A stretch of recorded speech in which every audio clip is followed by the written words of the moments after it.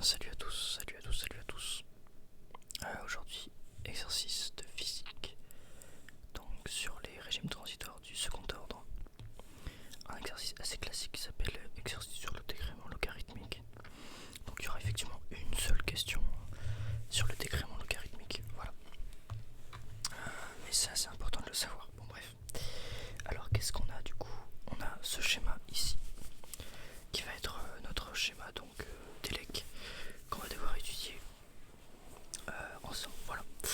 Donc tant que l'interrupteur K est ouvert, évidemment, il n'y a pas de densité qui parcourt le circuit, etc. Et le condensateur est déchargé. Donc ici c'est logique pour le moment. Et ici on a I juste ici que j'ai oublié. Voilà. On va voir I juste ici. À t égale 0, on va donc venir rabattre l'interrupteur et on va chercher à déterminer l'évolution de ce circuit. Alors pour pouvoir faire ça, on a évidemment pas mal de petites questions. Alors première question, ça va être de déterminer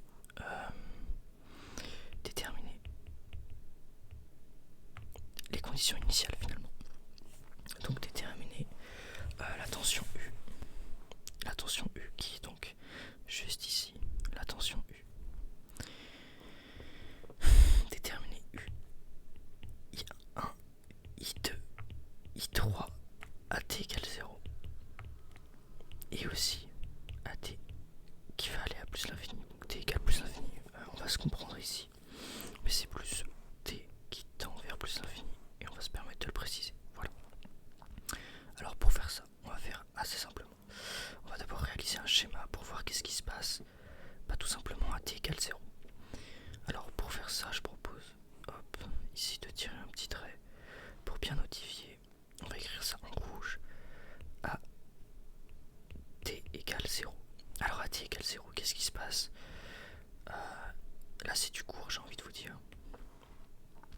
On a évidemment toujours notre petit E juste ici. Tac. L'interrupteur ici est fermé, donc ça vaut même pas le coup de le notifier. On a évidemment une résistance, il n'y a pas de doute là-dessus.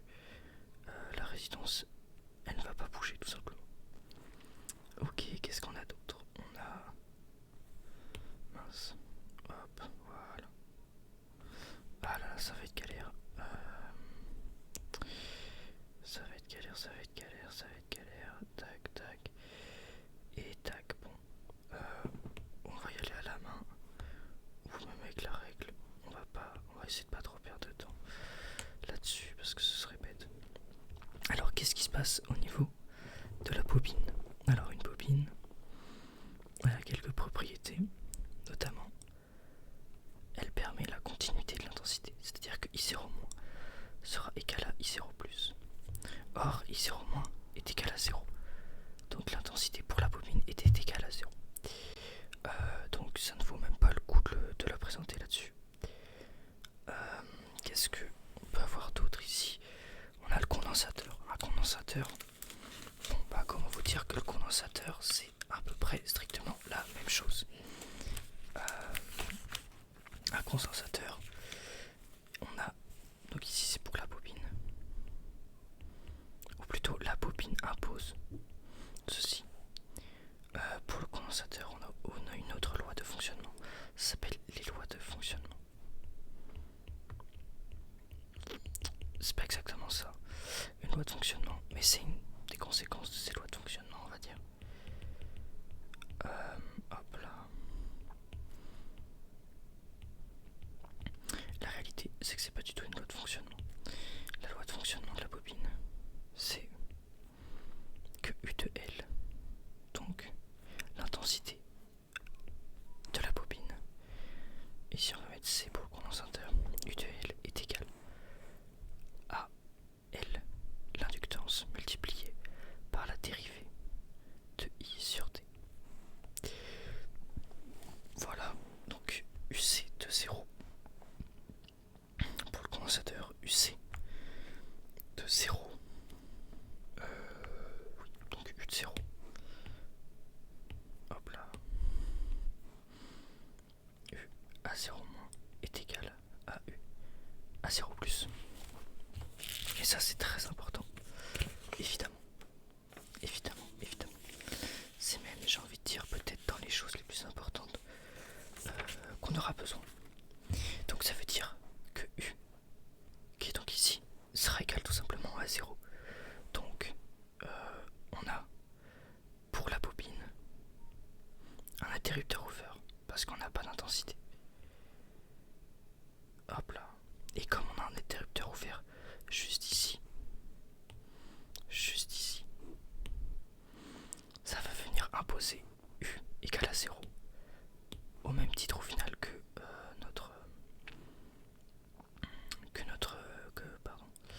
ce que notre condensateur nous dit au final. Hop là. Ici, on a vraiment un fil là où il y avait notre condensateur. C'est vraiment ça qu'il faut se dire. Notre condensateur se comporte presque comme un fil à ce moment-là. Hop là. Alors on va essayer d'être... Je suis un peu précis pour rien là. Et peut-être qu'on perd un peu de temps. Ce qui est un petit peu bête.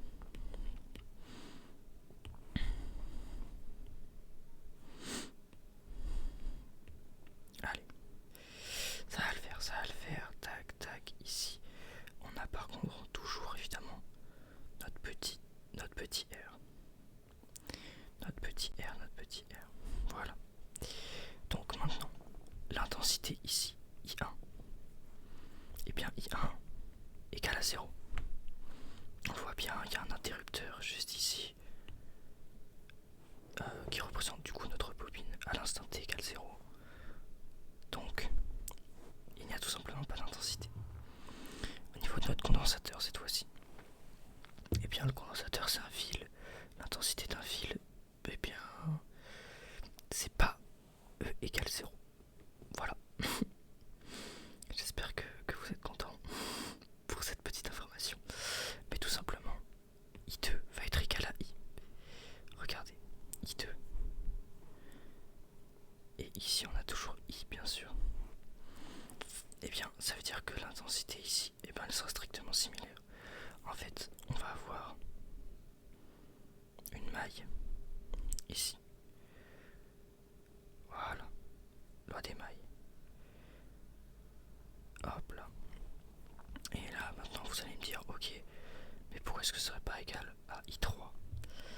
Eh bien c'est simple. À partir du moment où il y a un chemin sans résistance possible, eh bien c'est open bar. Hop, on y passe et on se fait plaisir. C'est vraiment ici le fait qu'il n'y ait absolument aucune restriction. S'il y avait un condensateur évidemment en marche, bien sûr il se passerait pas du tout ça. Et sauf qu'on a évidemment aussi l'intensité égale à 0. Et ça se démontre, j'ai envie de dire, plus ou moins. Voilà, hop, avec du noir, tac. Donc on a U, R, qui est donc ici UR, qui est égal à R fois I. I égale à 0. Donc c'est égal à 0. Voilà, ça c'est tout simple. Donc on peut faire un petit récapitulatif, mais qu'on fera peut-être après, parce que de toute manière on en aura besoin. Mais du coup, on a, hop, si on fait un petit tableau juste ici, tac. Et je tiens à préciser que c'est vraiment le plus dur qu'on est en train de faire ici. C'est-à-dire déterminer nos constantes, nos intensités dans les premiers moments. C'est le plus dur à faire dans ce chapitre-là. Voilà. Vraiment, c'est affreusement dur de déterminer tout ce qui se passe physiquement. Et si vous pouvez vous targuer de vous dire que vous y arrivez, eh bien bravo à vous. J'avais pas changé de com. Si, bon, c'est très bizarre. C'est pas très grave. On a donc ici U. On a ici I1, I2, I3. Voilà, hop, je vérifie dans l'énoncé qu'on n'ait pas une autre valeur par hasard. Allez chercher, mais il me semble qu'on est bon ici. Ah non, évidemment.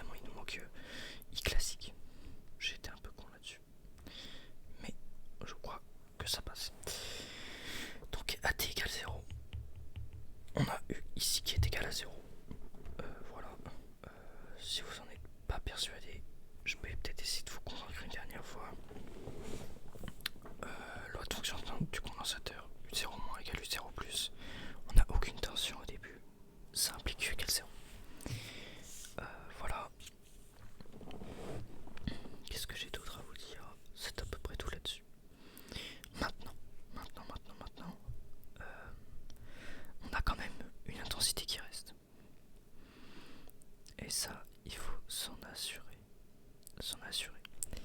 Effectivement, il reste un dernier truc. Ici, on a dit que c'était U de grand R, mais en réalité, c'est U de petit r qui est égal à petit r fois I.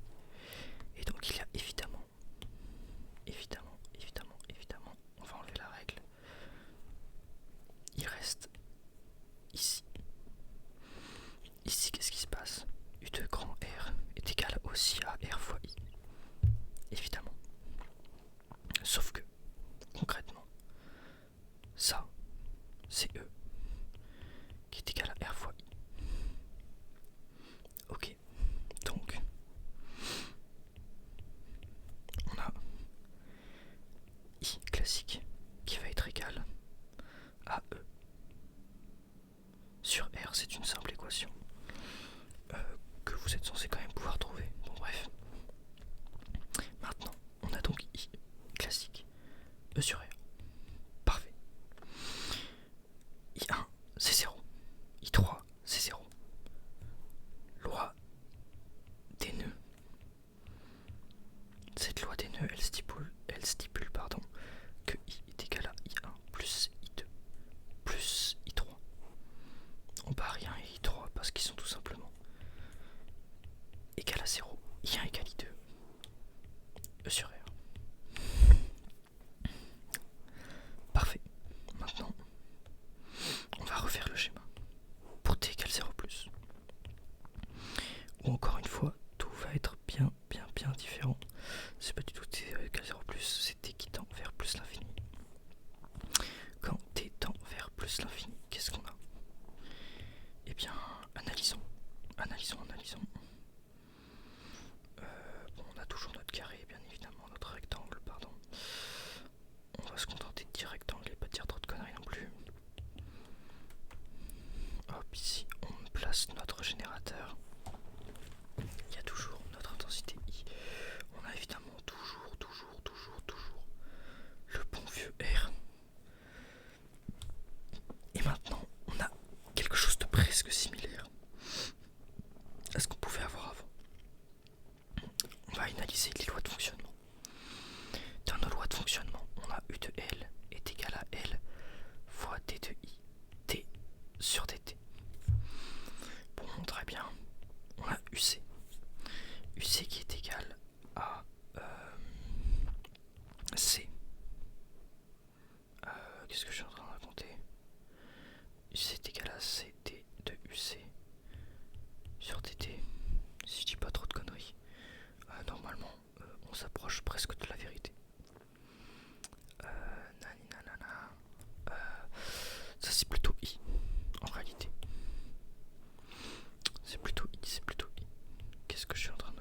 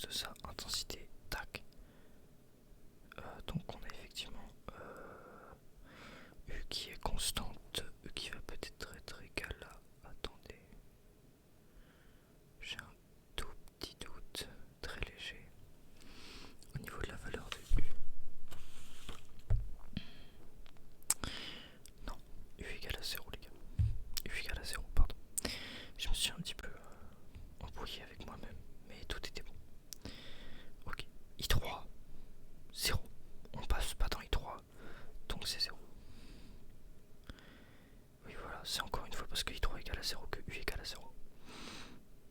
Ok. Et là, maintenant, I2, c'est quoi? Je vous le donne en mille. E sur R.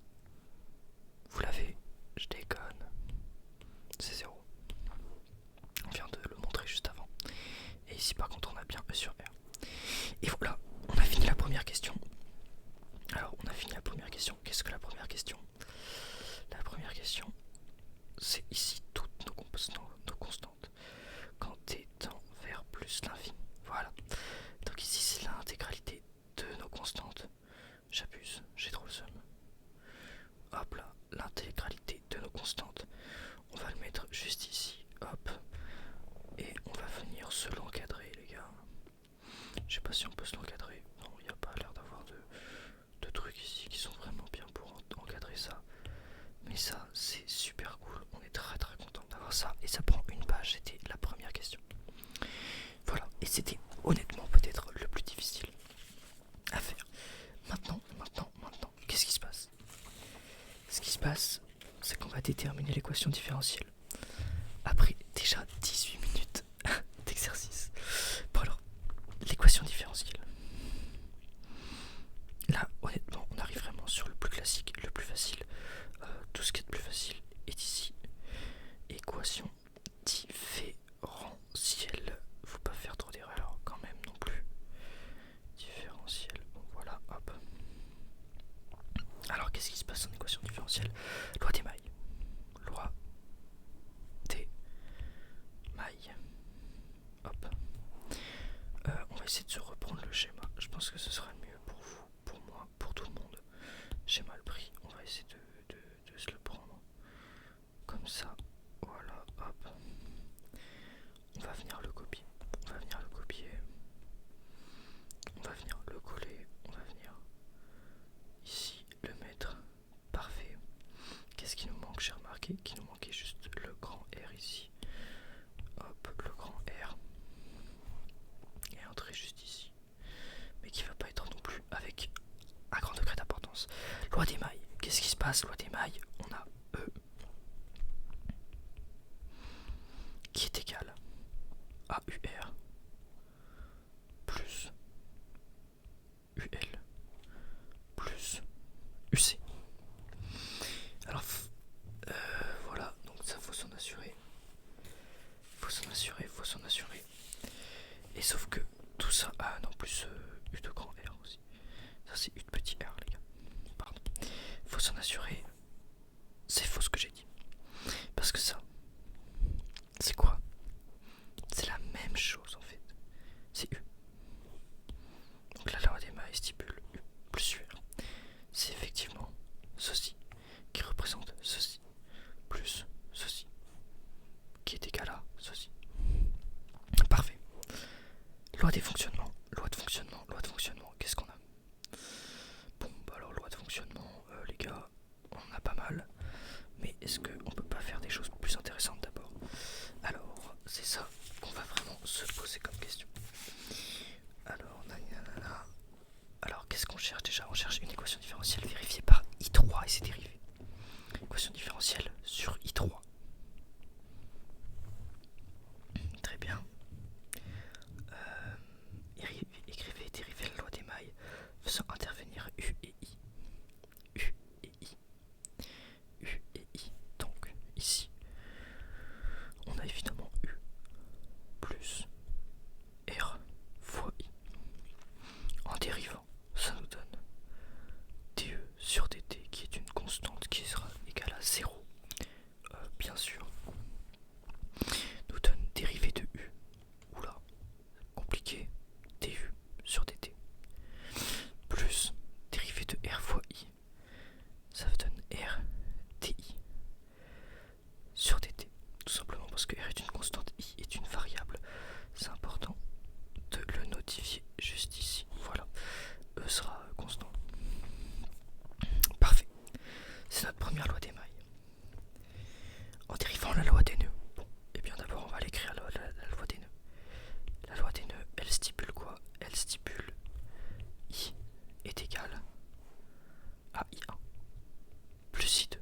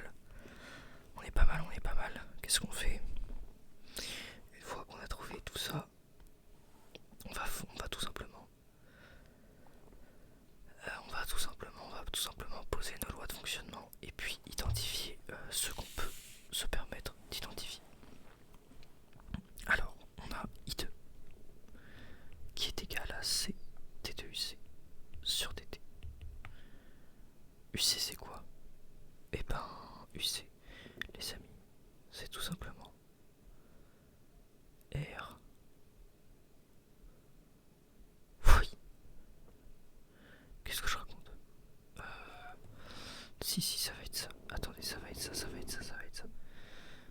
Ça va être ça, ça va être ça, ça va être ça. Il faut juste que je me retrouve bien. Il faut juste que je me retrouve bien. Où est-ce qu'on en est? Nanani nanana. Alors, bon déjà, on va exprimer I3. Donc on se dit que DI2, I3 sur DT, on va venir se la conserver celle-là. Ça c'est une certitude. Ça on conserve. Maintenant, I2 c'est ça. Donc ben là on a D2, I2. Donc on va écrire D2, I2 sur DT. Ça va être C. Dérivé. Dérivé seconde de UC sur DT. Alors là on se dit dérivé seconde de U. Qu'est-ce que c'est que ce charabia? Et ben moi je vous dis, c'est pas ouf. Mais UC est égal à U les gars. Il faut pas se leurrer, UC égal à U. Donc D de I carré sur DT est égal en réalité à C multiplié par petit r qui est donc notre constante de U. Multiplié par D de I de 3 sur DT, sachant qu'on va se noter effectivement ici qu'on a U qui est égal à R fois I de 3. Voilà, parfait. Donc là, on l'a. On a quoi? On a tout simplement ici. Tac, tac, tac. Pourquoi est-ce qu'il m'a effacé mon petit cercle? Ici. Ici. Qu'est-ce qu'on peut faire maintenant de TI de 1? Bon bah on a tout simplement on a UL au final. Donc on a U qui est aussi égal, on va mettre encore une fois en noir, U qui est aussi égal à L multiplié par dérivé de I 1 sur DT. Alors qu'est-ce que ça nous donne tout ça? Et ben ça nous dit tout simplement, on va venir décaler un peu tout ça. D de I1 sur DT est égal à U sur L. Ben parfait. U c'est quoi? R fois I3. R multiplié par I3 sur L. Et ben là, on a DI2, on a DI, DT. Incroyable, on remplace le premier. Ça nous fait donc R multiplié par I de 3 sur L. On va bien se la mettre. Ça va être le mieux qu'on mette comme ça. Plus ici, c'est petit r DI de 3 sur DT. Parfait. On garde le dernier. C'est D carré ici, évidemment. Et évidemment, ou sinon on a problème. Ou sinon il y a problème les amis. DI3 DT. Bon, c'est déjà pas mal. C'est déjà pas mal. C'est déjà pas mal. Pas mal. Pas mal, pas mal, pas mal, pas mal, pas mal, pas mal.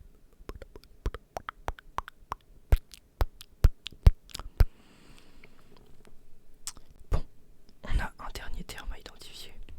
Il se retrouve être celui-ci. Qu'est-ce qu'on a sur TI sur DT? Alors TI sur DT, on sait que I égale à U égale à RI. Donc évidemment I égale à U sur R. Ok. Donc ça implique qu'on a DI DT.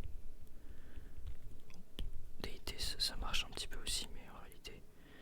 Mais on va l'éviter. Parce qu'on l'a pas mis depuis le début, donc on va l'éviter.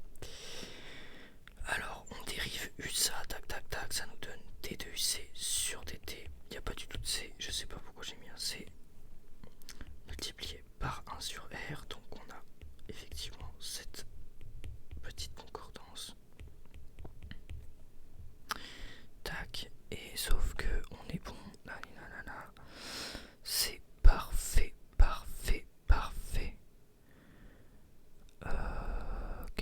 reste à faire. Oui, bah on peut identifier U, tout simplement. On peut identifier U, on peut identifier U. Tout à fait, on peut identifier U qui est toujours le même. Bon, ça va nous donner quoi? Ça va nous donner petit R sur grand R. Ok. TI3 sur DT. On repère en fait ce qui est ici.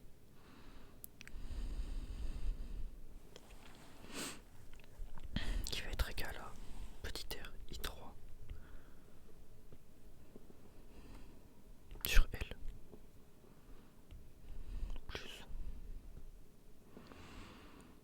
plus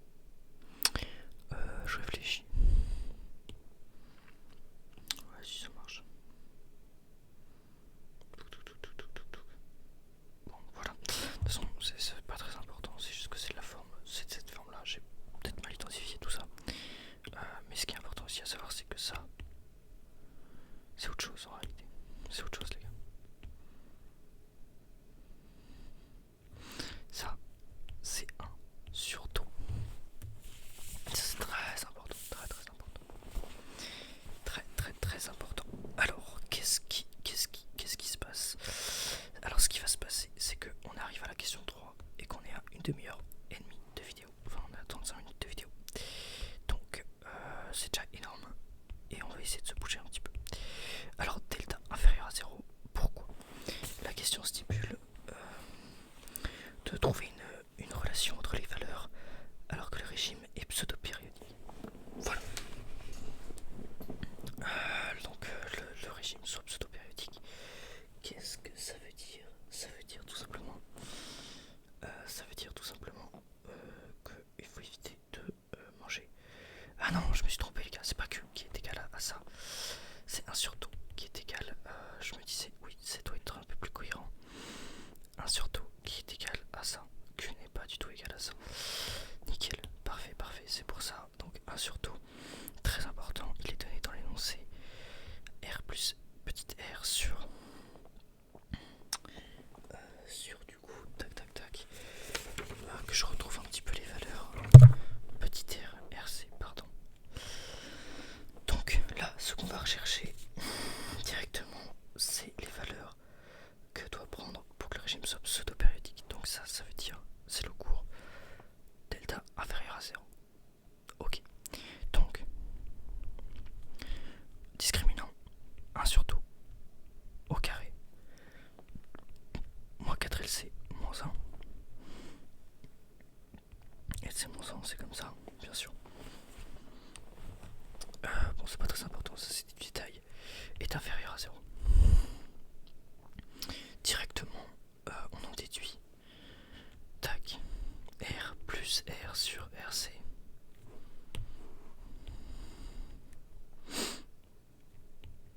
Carré supérieur ou égal. On va éviter le égal.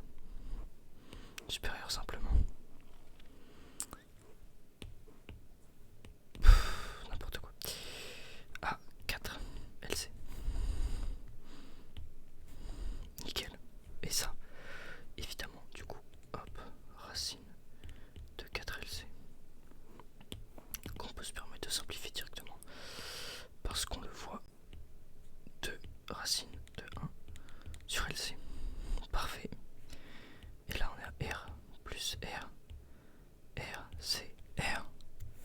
Et c'est exactement ce qu'on cherche. Maintenant, donc, ça c'est la condition qu'on a. Et c'est évidemment la réponse à la question.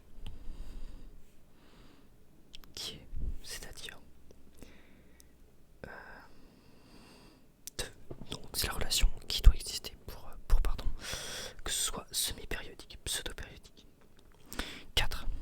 Calculer pulsation propre. Calcul de la pulsation propre.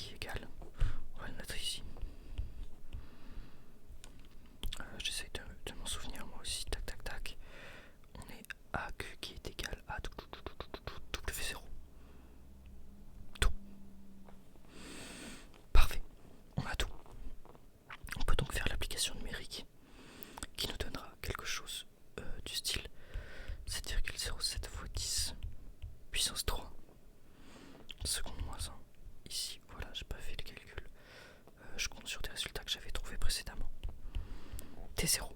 T0, qu'est-ce que c'est? C'est la période propre. Donc on a trouvé la pulsation propre maintenant. Période propre.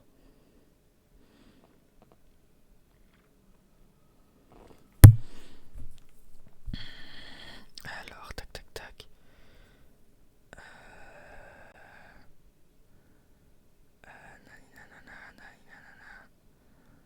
Hop là. Et alors on a du coup ouais, j'ai juste eu des petits soucis dans mon énoncé. Non, tout est parfait, tout est parfait.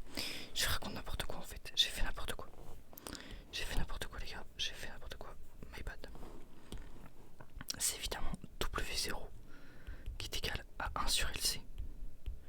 Vu qu'on l'a vu tout à l'heure, c'était dans l'énoncé. C'est juste une bête d'application numérique. C'est tout con. Et là c'est évidemment 7,07. Voilà. Seconde moins 1, pardon. Tac. 7,07 seconde moins 1. On a maintenant T0 qui est égal à 2pi sur W0. Parfait. On a aussi toutes les valeurs. 8,99. 10 moins 4. C'est tout parfait, tout parfait, tout parfait, tout parfait. On va effacer ça, ça on n'a pas besoin pour le moment. On l'aura besoin très très vite. Taux. Qu'est-ce que taux? Taux, ça caractérise. Qu'est-ce que caractérise taux? Taux va venir caractériser la décroissance de notre amplitude. Petit schéma s'impose. Petit schéma s'impose. On a évidemment un premier axe ici, un premier axe au milieu. On a par exemple, on va essayer de faire une belle sinusoïdale. Voilà, ça c'est dur, ce serait une belle sinusoïdale. Maintenant, on est dans des conditions expérimentales et donc on va venir osciller pour arriver par ici. Alors, taux va donc symboliser la décroissance ici. Alors ici, on a vraiment quelque chose d'exponentiel qui représente un petit peu comme ça. Alors, je sais pas si vous voyez une exponentielle, c'est comme ça. Même un peu plus haut, comme ça. Par la décroissance exponentielle, c'est la même chose, mais dans l'autre sens. Voilà. Donc ici, c'est vraiment ce trait rouge. Et on peut le calculer. Taux ici va être égal, je garde le rouge, c'est pas très grave. Évidemment, on a RC plus R qui va être égal à 7,60 fois 10 puissance moins 4 secondes. Hop, on essaye de garder un maximum de choses. Tac, tac. On va directement à question 5. W égale cette fois-ci à V0. 1 moins 1 sur 4 Q carré. Parfait. On fait l'application. On trouve 7,08 il me semble. Justement 10 puissance 3 secondes moins 1. On fait parce que tout simplement on a Q ici, on va préciser, on le reprécise du moins, que Q égale à W0 multiplié par taux. J'ai envie de vous dire encore une fois parfait. Et on calcule T, cette fois-ci c'est pas la pseudo-période évidemment, c'est non justement c'est la pseudo-période. Alors comment c'était la période propre, donc la première période, la période toute propre. Bon bref, 2pi sur W tout simplement, alors qu'ici on avait 2pi sur W0. On se retrouve plus ou moins quand même, on est d'accord. Tac, 8, il est très moche, on essaye de l'effacer très rapidement pour faire pire. Non mais c'est une sorcinerie, j'arrive pas à faire de 8. Allez hop. 8,92 pour 10 moins 4 secondes. Parfait. W0, ici on remarque qu'il est environ égal à W. C'est plutôt normal. C'est même plutôt bien. C'est super cool. Tout est cool. Tout est cool. Allez, on arrive sur enfin quelque chose d'un peu dur. Au bout de 45 minutes de vidéo, ce qui veut dire que je me fous de votre gueule. Mais on va trouver nos solutions de l'équation qu'on a trouvé dès le début. Alors là, pour moi, ça c'était du classique. Honnêtement, tout ça c'était très très classique. Et c'est bien qu'on ait pu essayer de bailler tout ça. On a 2 pages, j'ai fait 45 minutes d'exercice. C'est pas très très productif. Mais bon, on s'en sort. Alors les solutions de l'équation.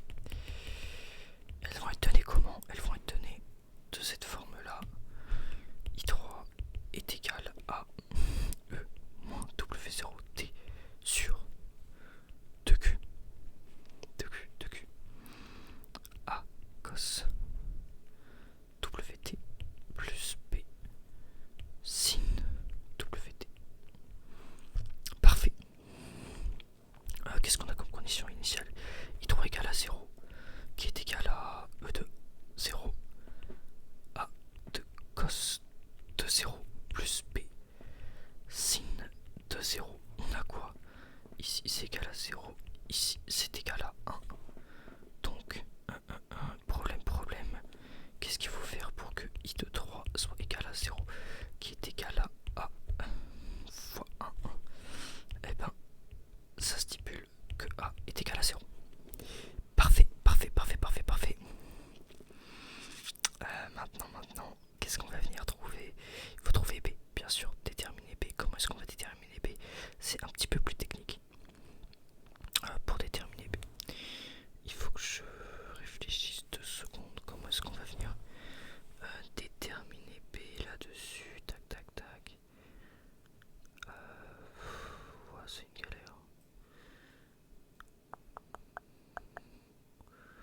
Je réfléchis 2 secondes, les gars, je suis désolé. Faut réfléchir. Alors, il faut révisionner évidemment sur nos conditions initiales. Ça, c'est une certitude.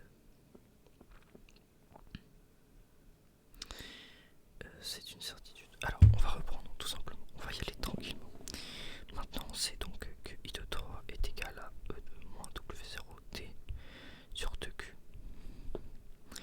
P sinus WT. C'est pas W, c'est oméga en réalité, hein, mais on va se contenter de dire W ici. Alors, T I de 3 sur dt, ça va être égal à E de moins oméga 0T sur 2Q. Facteur de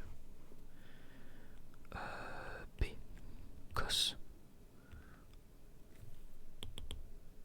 Alors, oméga cos. Purée, qu'est-ce que je raconte? Oméga sin oméga t B plus. Attendez les gars, je suis vraiment en train de faire n'importe quoi, je suis désolé.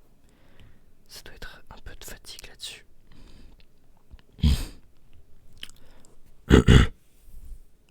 B cos oméga t, c'est faux. C'est une folie, je fais n'importe quoi. B oméga cos de oméga t moins sinus. Putain, moins B sinus oméga t. Oui, là on se retrouve. Là, on se retrouve. Où est-ce qu'on a pu faire une connerie? Tac. Ici, bien sûr qu'on a fait une connerie. Si on réfléchit, qu'est-ce qui se passe? Qu'est-ce qui décale? C'est évidemment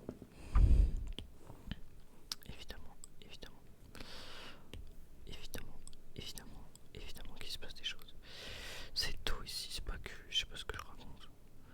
Depuis tout à l'heure, je suis un peu en roue libre. Ok. Moins 1 sur 2 taux au final. Et par là, j'ai envie de vous dire, c'est presque fait.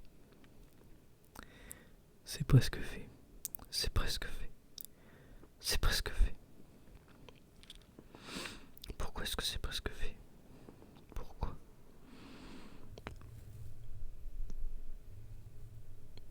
Alors, tout simplement parce qu'on a des conditions sur I2 qui sont égales à C de D2C sur DT, qui est donc égal à C de R D2I3 sur DT, qui est égal à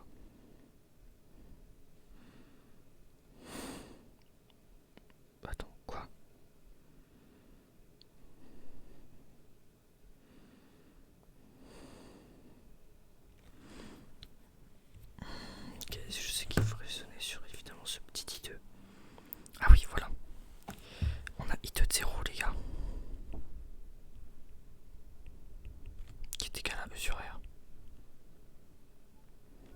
Ça, c'est très important, ça.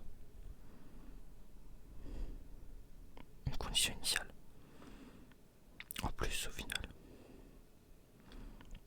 Sauf qu'on a dit que c'était aussi en fonction de la dérivée de I3. Donc, que c'est égal C R E de moins W0T sur 2 taux P oméga cos oméga T plus, on va éviter de mettre un plus, mais un moins, 1 sur 2 taux P sin oméga T. Donc, on va pouvoir directement trouver P grâce à tout ça. Parce qu'on a une égalité, et à partir du moment où on a une petite égalité, on peut se permettre de raisonner un petit peu. Tac tac tic tac toc. Donc tic tac tic tac tic tac tic tac tac tac tac tic tac tac tac.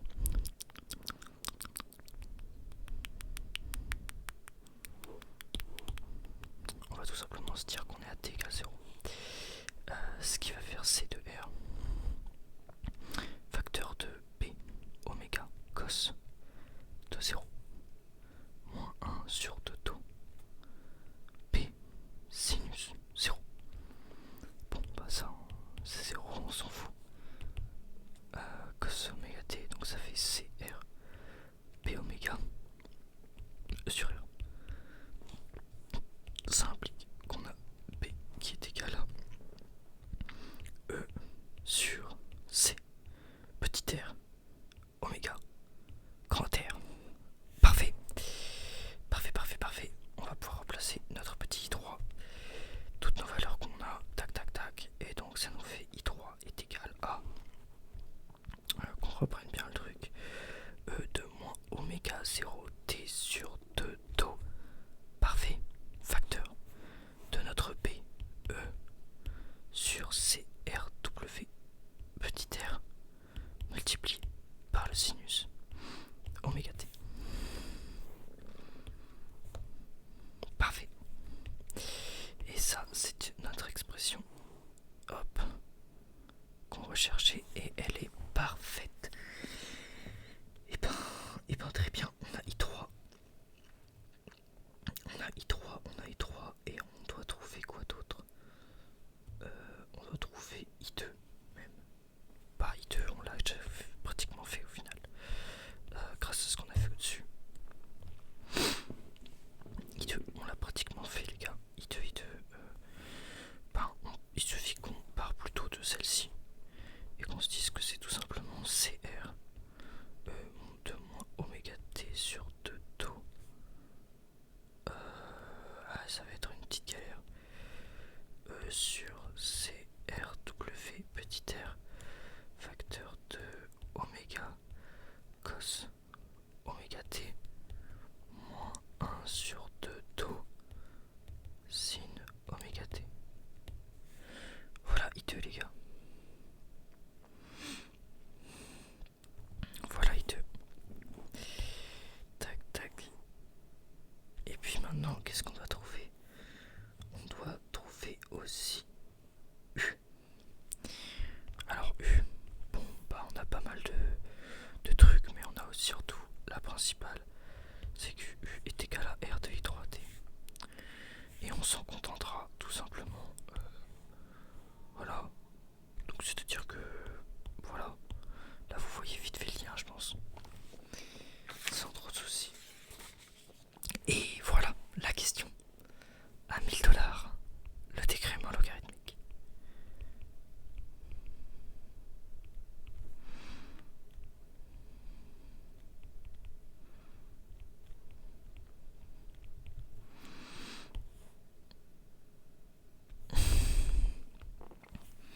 Alors le décrément d'une tension. Alors le décrément logarithmique d'une tension U est tension U est dioptre est égal à ln de U de T sur ça c'est une connerie ça. U de T plus grand T. Tenez l'expression du décrément logarithmique en fonction de T et de taux. Parfait. Bon bah les gars, il suffit de remplacer remplacer, on a U de T, on a U de T, U de tau, ça va donner quelque chose qui est égal au ln de E de moins T sur 2 tau sin oméga T. Donc c'est U bien sûr. Hop. Et là on est à E de moins T sur 2 tau plus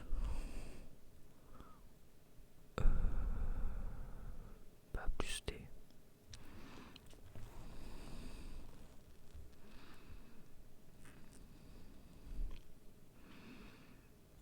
Petite erreur là-dessus je crois. Attendez 2 secondes. Je suis en pleine réflexion.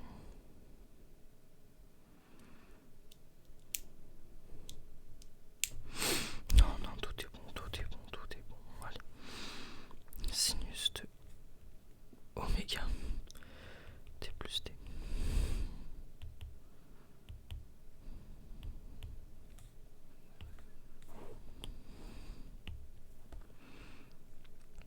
Bah, ça nous donne le sinus.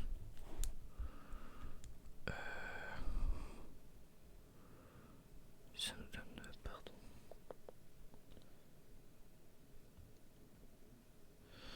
J'ai des petits doutes là. Je suis un peu dans le trouble.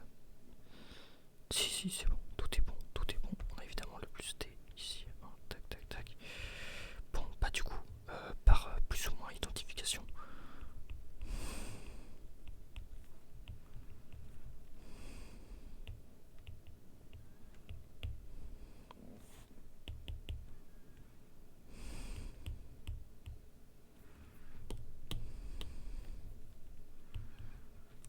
Ok, bon là c'est ce qui nous restait tout simplement.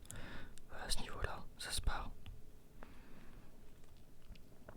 Voilà, et puis je tiens à préciser, c'est les propriétés du logarithme. Voilà. Alors, oméga T, voilà, tout est bon.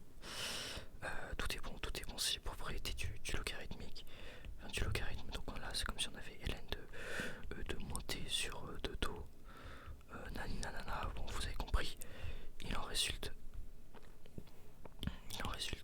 que voilà, il en reste rien. Voilà, tac. ln de T E de tau égale à T sur 2 tau qui est égal à 2 pi sur 7,04. 10 puissance 3 multiplié par 1 sur, alors c'était quoi déjà, c'était une certaine valeur que j'ai pas trop capté. Nanana, ça devait être 2.7 fois 10 moins 4 il me semble, de tête de mémoire. Bon bref, ce qui nous donne 0,57 et c'est du coup 57G. Voilà, et dernière question, chercher